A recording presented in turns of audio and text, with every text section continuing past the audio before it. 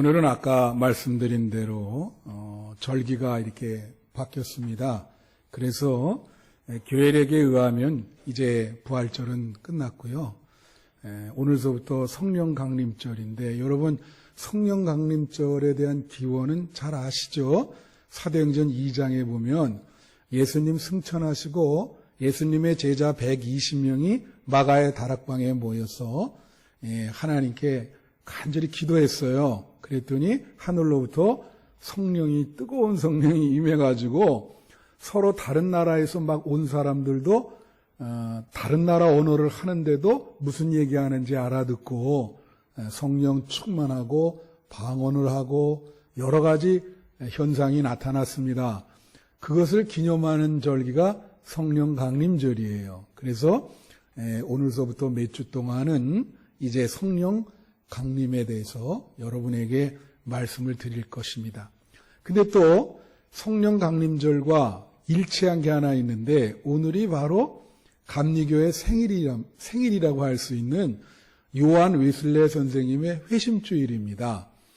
그 날짜가 좀 비슷해요. 왜냐하면 웨슬레 선생님은 항상 이렇게 일기를 쓰셨어요. 매일 일기를.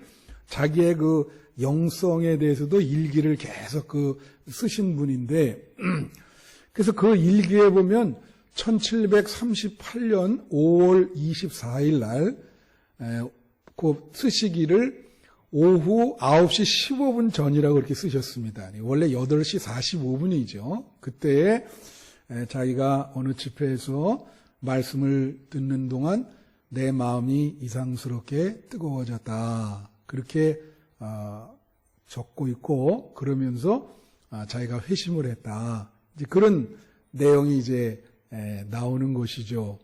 그래서 우리는 5월 24일이 웨슬레 회심 날이고 그 5월 24일을 근거로 해서 그때를 웨슬레 회심 주간으로 그렇게 지키고 있습니다. 그래서 근데 이 두 개가 겹쳤어요. 근데 저는 이게 우연이 아니고 일리가 있다고 생각을 해요. 웨슬레가 성령 충만함 받은 날이거든요, 그날이. 그리고 성령 강림절이고 성령 강림절기에 웨슬레가 성령 충만함을 받았다. 여러분 그 웨슬레의 회심에 대해서 잠깐만 말씀을 드리면 웨슬레는요 어렸을 때부터 신앙교육을 철두철미하게 받은 분입니다. 그래서 잘 아시다시피 아버지도 목사고 또 어머니 계열도 다 목사예요. 목사 집안에서 이게 태어났죠. 그러니까 얼마나 그 부모가 종교 교육을 철저하게 시켰겠습니까? 어렸을 때 보면 아주 정말 규칙적으로 기도하고 규칙적으로 예배 보고 규칙적으로 성경 말씀 읽고 그렇게 신앙교육을 받은 거예요. 그래가지고 이제 옥스퍼드 신학대학에 들어갔죠. 그래서 졸업하고 이제 안수받고 목사가 돼서 이제 사역을 하고 있었을 때 웨슬레가 어떤 생각을 했냐면은 내가 그때 당시 요새도 그렇잖아요. 어떤 분들은 계속 자기가 선교사로 자원하는 분 있지 않습니까? 그 오지에 가서 선교를 하겠다. 목사님들도 그런 분들이 계십니다. 그러니까 그때 웨슬레가 미국의 그 아메리카 인디안들, 그때 당시는 미국에 그렇게 많이 건너가 있지 않은 상태죠. 1700년대니까. 그 미국 인디안들한테 복음을 전하기 위해서 자기가 미국 선교사로 자원을 했어요. 그래서 이제 미국 선교사로 가게 됐는데 그때부터 웨슬레가 내 신앙에 문제가 있다. 그걸 자기 자신 스스로 깨닫기 시작했어. 이게 이 신자들이요.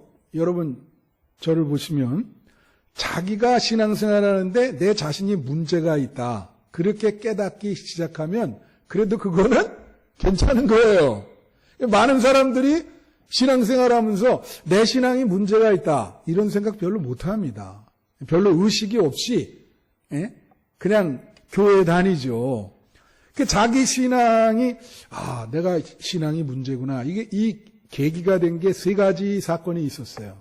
하나는 뭐냐면 그때 당시 미국으로 건너갈 때 대서양을 건너서 갔는데 비행기가 없잖아요.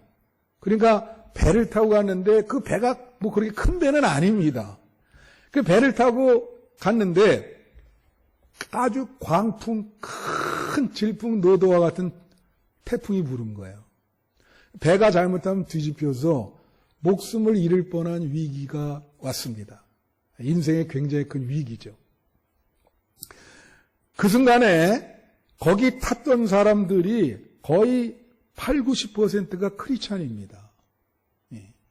그런데 이 웨슬레는 너무 공포에 질려가지고 완전히 무슨 패닉이 됐어요.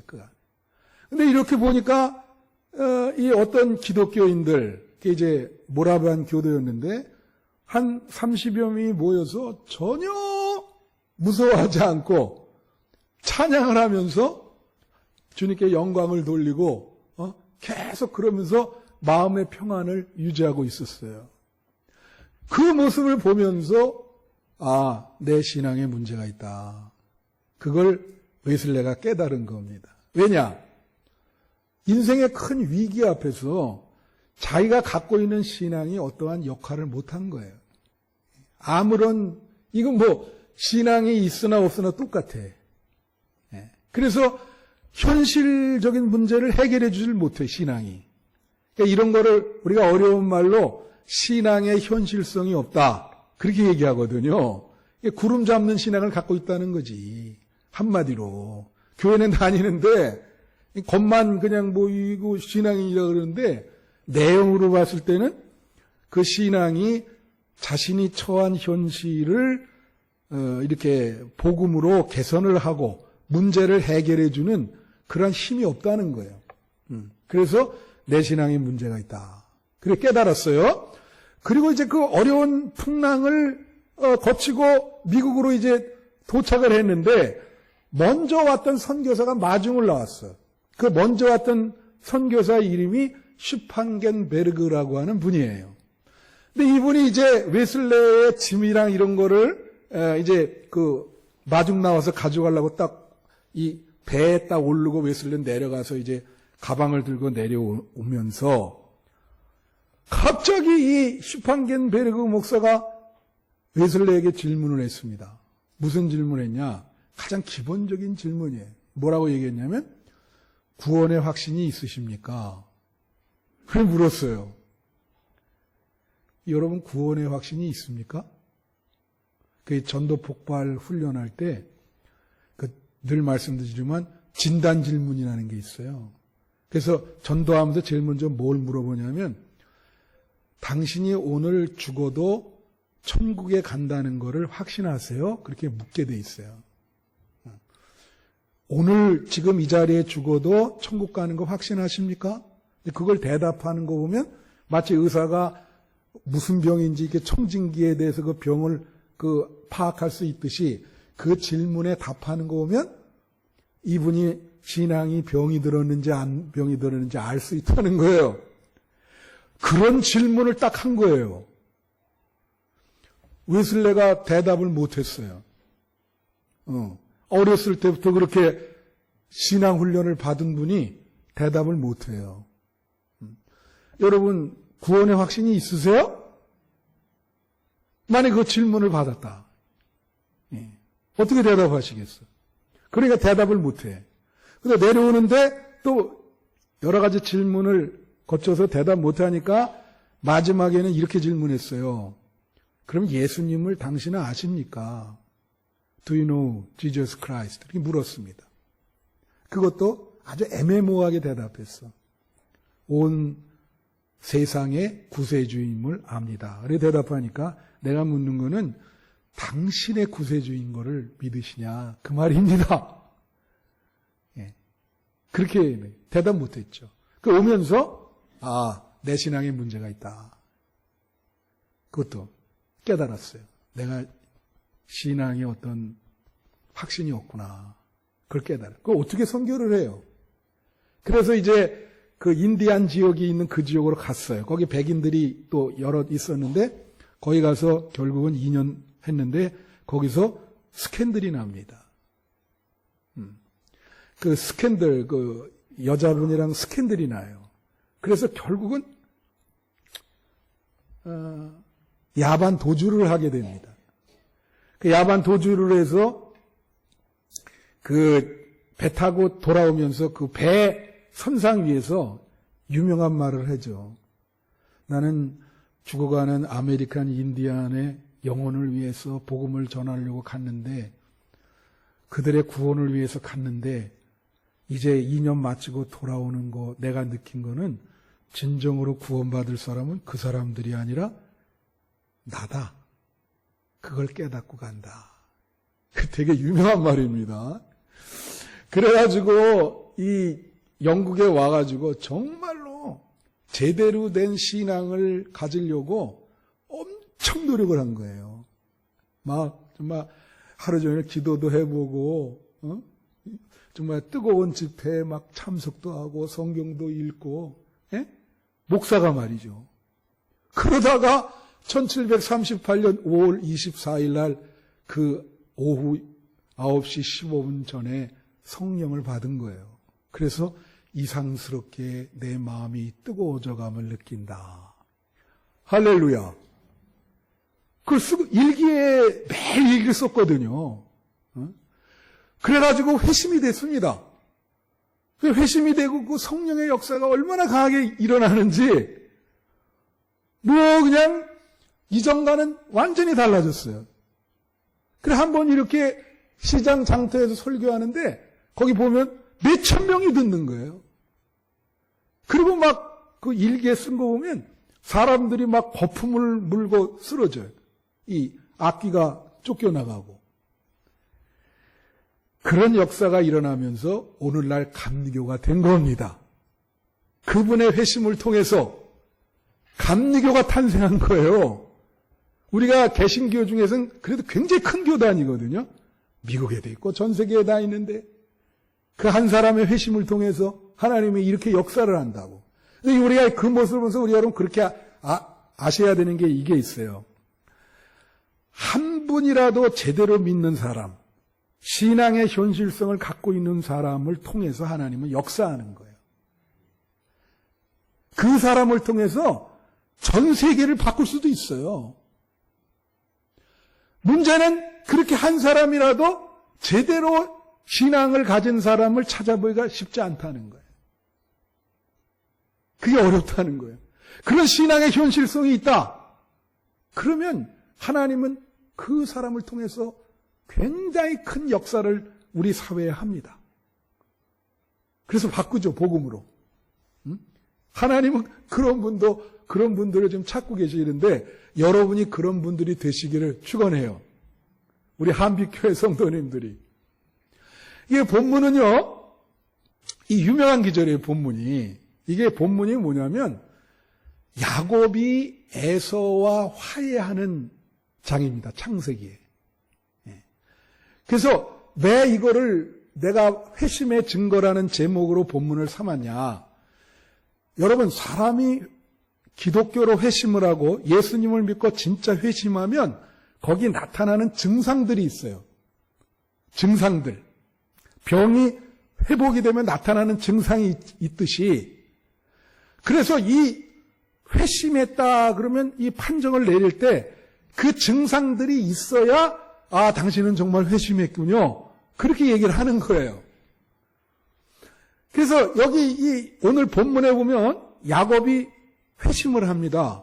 그래서 그 한 5가지 증상이 나타나는데 그 중에 몇 가지라도 있으시면 여러분 회심한 거예요. 여러분 회심하셨어요? 예? 기독교로 완전히 그 회심을 하셨는지. 그래서 오늘 그게 의문이 계시면 내가 진짜 회심했나, 오늘 그 5가지 얘기를 잘 들어보시기를 바라요. 우선 여러분, 야곱이 어떤 사람입니까? 야곱은 사실은 구약 성경에서 제일 잔머리를 많이 굴리는 사람이에요. 이기적이고, 예? 사기를 치고. 잘 알다시피 형의 장자권을 뺏었잖아요. 쉬운 일 아니요. 여러분, 둘째 아들로 태어난 사람이 어떻게 큰 아들의 권리를 뺏을 수 있어요? 못하죠? 쉬운 게 아니에요. 근데 야곱이 그걸 했어요. 머리를 그만큼 굴려가지고 보통 사람이 아니지. 굉장히 머리가 좀 나쁜 쪽으로 도는 사람이야. 음모를 꾸미고. 삼촌네 가서도 어떻게 해요? 외삼촌네 갔잖아요. 그래서 도망갔잖아. 외삼촌도 내가 볼 때는 그 사람도 잔머리 구단이야. 그래, 야곱에게 뭐 약속을 해놓고는 큰 딸을 집어넣잖아요. 둘째 딸 결혼시키기로 해놓고 밤에 어두우니까. 그러니까 그 라반이라고 하는 그 삼촌의 머리 보통 사람 아니죠. 그 사람도 사기치는 게. 근데 야곱이 결국은 어떻게 해요? 이 에서가 이 라반이 삼촌이 잔머리 9단이면 야곱은 한 잔머리 100단쯤 돼요. 결국은 거기서 양떼 같은 이 재산들도 야곱이 거의 다 가지고 나왔어요. 삼촌 거를. 그러니까 뭐 이건 대단하지. 그런데 이 야곱이 말이에요. 이렇게 이기적이고 세속적이고 사기치고 잔머리 굴리는 우리 기독교인 중에도 그런 분들 있잖아요. 근데 32장에 보면 하나님을 만납니다. 잘 아시죠? 야복강 나루토에서 하나님의 천사와 씨름을 해요. 그러면서 회심을 하게 돼. 천사를 만나서. 그래서 하나님이 야곱에게 새 이름을 줘요. 너 이제 야곱이라고 부르지 마라. 너는 이스라엘이야. 그때 천사가, 하나님이 보는 천사가 어디를 쳤습니까? 이 환도뼈라 그러는데 그게 오늘날로 말하면 응치뼈입니다. 응치뼈 아시죠? 네. 그걸 쳤어요. 응치뼈가 부러졌어. 이 응치뼈는 버팀목이 되는 뼈예요. 그러니까 하나님이 너 네 잔머리 의지하는데 그걸 친 거예요.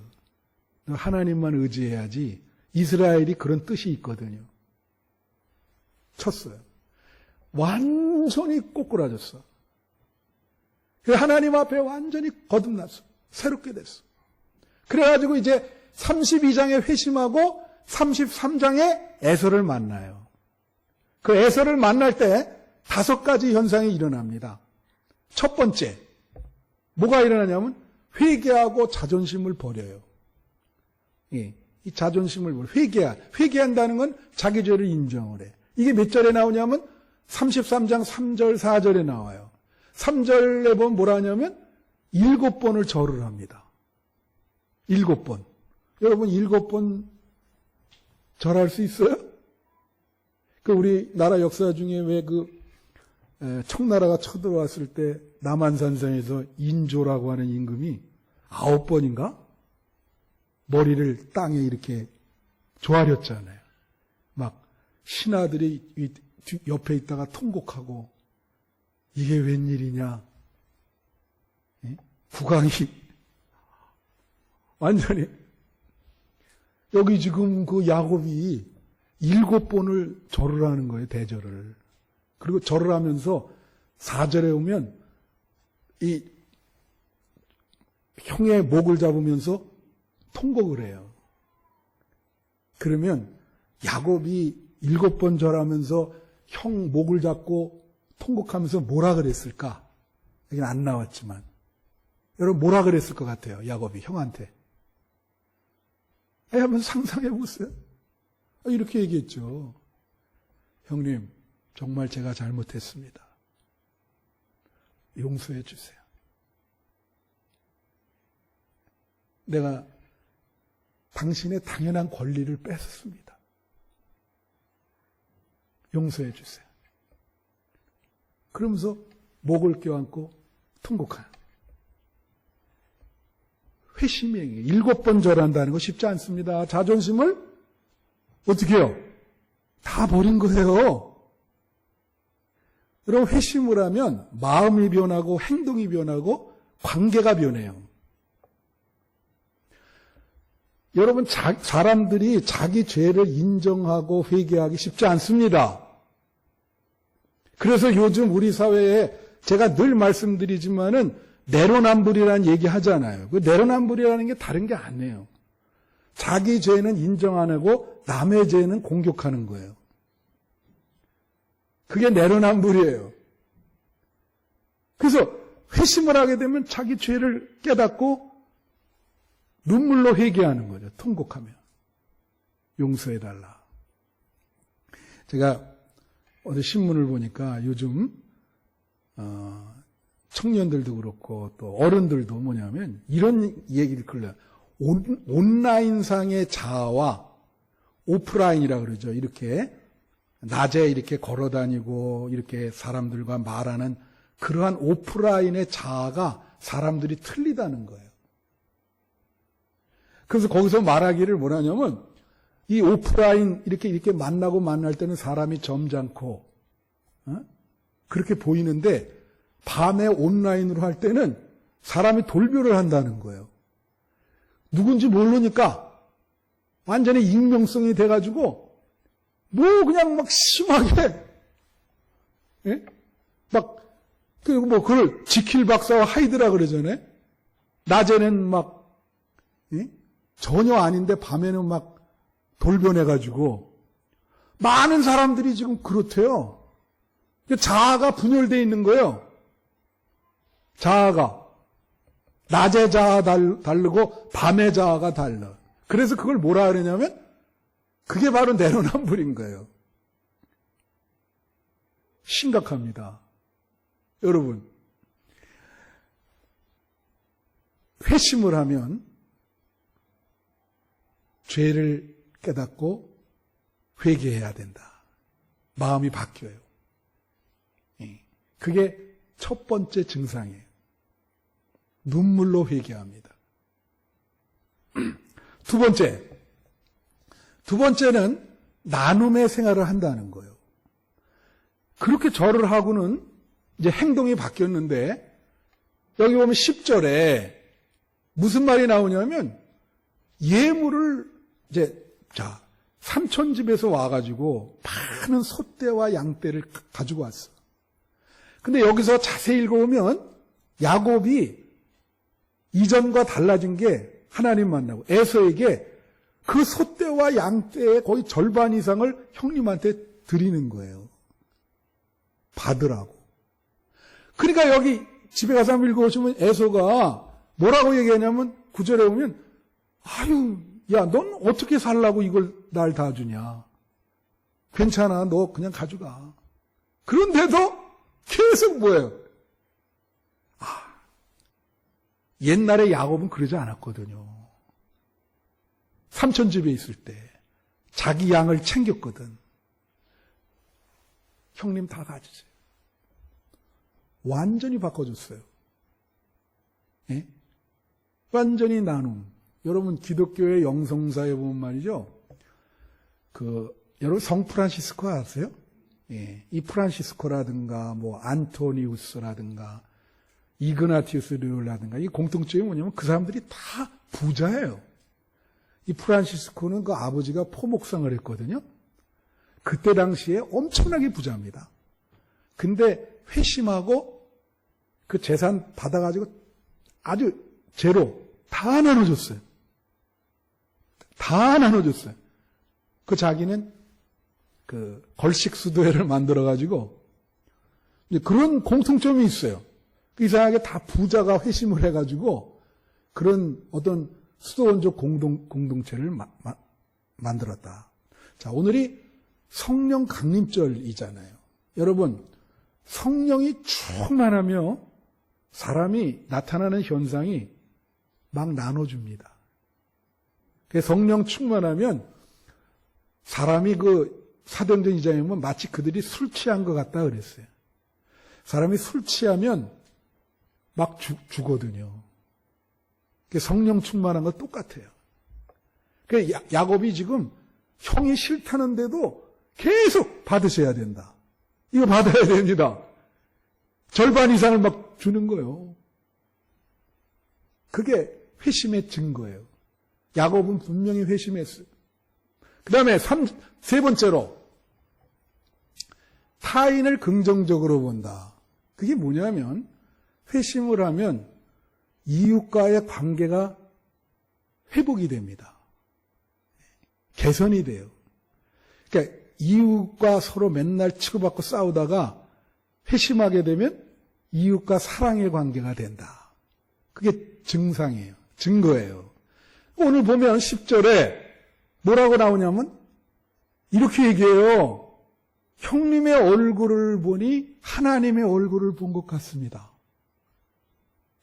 그렇게 얘기한다고. 여러분, 옛날에 말이에요. 옛날에 야곱이 형인 에서의 얼굴 봤을 때 그거는 적의 얼굴입니다. 경쟁자의 얼굴. 그래서 그 얼굴을 보고 전의를 다지는 거야. 두고 보자. 그렇죠? 근데 지금은 하나님을 만나고 나서 뭐라 하냐면, 형님 얼굴을 보니까 하나님의 얼굴 보는 것 같아요. 야, 이런 말을 한단 말이요. 지금 형님 얼굴이 하나님의 얼굴이라. 여러분, 우리가 그 신앙생활 하면서 믿는 사람도 마찬가지예요. 나는 여태까지 한 40년 목회를 했습니다, 여러분. 교회도 한 3-4군데서 목회를 했는데, 먼저 교회 있을 때도 이제 그런 일이 있는데, 같이 오랫동안 다니는 집사 권사예요. 근데 이상하게 참 사람의 그게 원죄인데, 속회도 같이 하고, 같이 맨날 동료로 이렇게 다니고. 근데 이상하게 이렇게 싸우거든요, 결론은. 늘 손 붙잡고 다니다가 좋게 끝나는 걸 제가 못 봤는데, 그랬는데, 그게 이제 교회 오면 사람이 회심을 했으면 그래도 얼굴을 봐야 될 거 아니에요. 그죠? 얼굴 보길 싫어해. 그래서 이 사람이 이쪽으로 오면 이 사람은 도망가요. 이게 이쪽으로. 저 사람 얼굴 보기 싫다고. 권사가. 아예 그냥 같이 다니는 성도인데도 얼굴 보기 싫어해.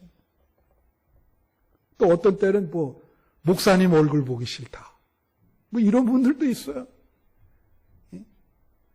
그게 성도가 다른 성도의 얼굴을 보기 싫으면서 교회를 다니면 얼마나 힘이 들까, 그게. 굉장히 힘이 들죠.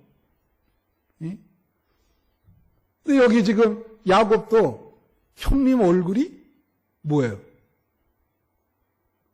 적군의 얼굴이었다가 회심을 하니까 형님 얼굴을 보면서 형님 얼굴을 보니 하나님의 얼굴 같습니다. 여러분, 옆에 분들에게 미안하지만 한 번 좀 그렇게 얘기해 주세요. 미안합니다. 한 번. 당신의 얼굴을 보니 하나님의 얼굴 본 것 같습니다. 그렇게 한번 얘기해 주세요. 옆에 분들에게. 장로님은 없으니까 저보고 하세요. 네. 예. 예. 진짜 그래요? 예. 여러분, 같은 교회에서 얼굴 회피하지 않는 여러분 되시기를 축원해요. 그건 신자의 도리가 아닌 거예요. 하나님 믿는다 하면서도 굉장히 불충한 거지. 그게 믿는 자라고 할 수 있겠나. 예? 그러죠? 예. 타인의 얼굴을 보니 하나님의 얼굴을 본 것 같다. 중요한 거예요. 회심을 하면 그렇게 된다는 거예요. 타인을 긍정적으로 보게 된다는 거예요. 네 번째는 뭐냐면 타인을 배려해요. 이게 뭐냐? 여기 13절, 14절에 보면 집에 가서 한번 읽어보세요. 이게 무슨 내용이냐면 저도 이게 읽다가 이게 좀 어렵게 얘기했는데 이 소떼와 양떼를 에서에게도 많이 줬고 야곱이 소떼와 양떼가 많이 남았어요. 그죠? 근데 사실은 에서가 야곱한테 뭐냐면 같이 가자 그래. 같이 가자. 근데 이게 같이 가는 게 어려워요. 너무 소떼와 양떼가 많고 각자 종들도 있단 말이에요. 그러니까 야곱이 뭐라 그러냐면 이렇게 얘기하는 거야. 형님이 먼저 가세요. 그러면 제가 여기 하루 이틀 더 있다가 다 이렇게 정리하고 가겠습니다. 그렇게 얘기하는 거예요. 그러니까 이 에서도 에서 나름대로 뭐라 하느냐. 그래? 그러면 내가 내 종들 한 몇 명, 4-5명을 여기 두고 가겠다. 너를 좀 도와주게. 양떼를 지키게끔. 근데 야곱이 아이고 형님 왜 그렇게 하십니까? 괜찮습니다. 제가 할 수 있어요. 그러니까 형님 먼저 가세요. 제가 알아서 뒤를 다 하게. 야, 옛날 같으면 어떡해요? 형의 눈을 속여서 막 장자권 뱉고 완전히 바뀐 거예요. 오히려 자기가 손해를 봐. 야곱이 이런 사람이 아니거든요. 하나님 만나니까 이렇게 되지. 그냥 맨정신은 이렇게 안 되는 거예요, 여러분. 여러분도 하나님 만나면 그렇게 됩니다. 할렐루야. 그리고 형이 너무 기분 좋게 먼저 떠난 거야. 야곱이 이렇게 배려를 해주네. 원래 배려하는 인간이 아니었는데. 그죠? 여러분, 제가 그 옛날에 읽은 중에 그 일본 사람이 쓴 책 중에 그 맞아 죽을 각오로 쓴 한국인 비판이라는 책이 있어요. 그분이 여기 한국의 그 특파원이었는데, 여러분 그 한국 사람과 이 일본 사람이 좀 문화적으로 사람이 다르죠? 그죠? 근데 둘 다 장단점이 있어요.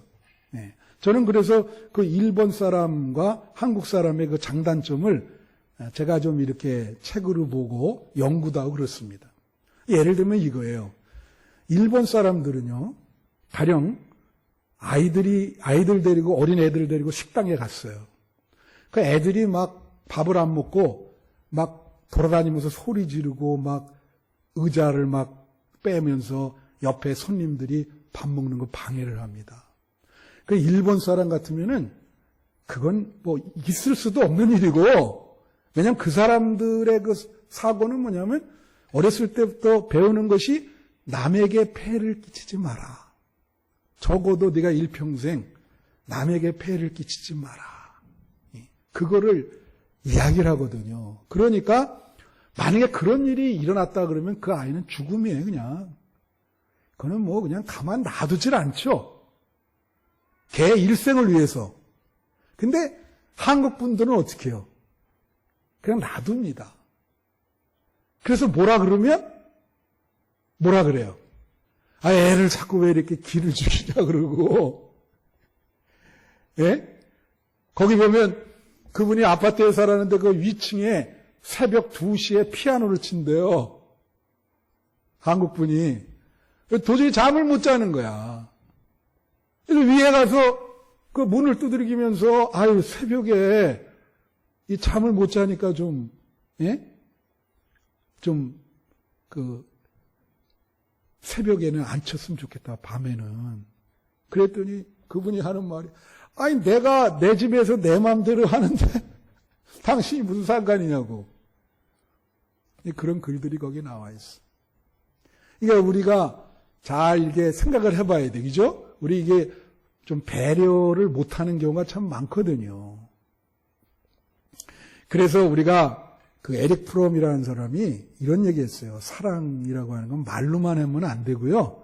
구체적으로 나타나야 되는데 그걸 뭐라냐면 4가지를 얘기했어요. 사랑이라고 하는 건 말로만 하면 안 되고 정말 사랑을 실천할 때는 뭐냐면 상대방을 이해해 주는 거. 예. 그 다음에 상대방을 존중해 주는 거. 그 상대방을 책임져 주는 거.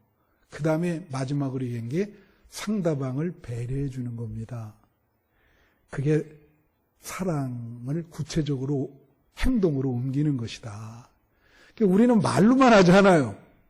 여기 지금 야곱이 배려를 하잖아요. 형님을. 먼저 가십시오. 크게 달라진 거지. 예. 마지막 5번째입니다. 이제 끝인데 마지막 5번째는 예배를 뜨겁게 드린다.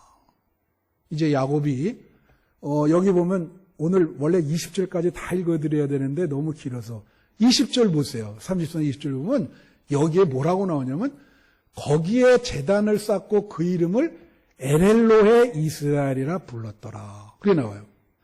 여러분, 지금 그 야곱과 에서가 만난 장소입니다. 거기가. 제단을 쌓다는 거는 구약에서 예배드리는 걸 말하는 거예요. 구약에서는 예배드릴 때 제단을 쌓다 그런 표현을 씁니다. 그런데 거기를 뭐라고 붙였냐면 엘엘로헤 이스라엘이라고 불렀어. 이게 뭐냐면 여러분, 엘이라는 말은 구약 성경에서 하나님이라는 말입니다. 히브리어로. 근데 지금 그게 몇 개 붙었어요. 엘로헤 이스라엘. 이게 엘이라는 건 이런 뜻이에요. 하나님, 또 나의 하나님, 로헤 이스라엘, 이스라엘의 하나님. 지금 예배 드리면서 야곱이 뜨겁게 예배를 드리면서 하나님, 나의 하나님, 이스라엘의 하나님, 감사합니다.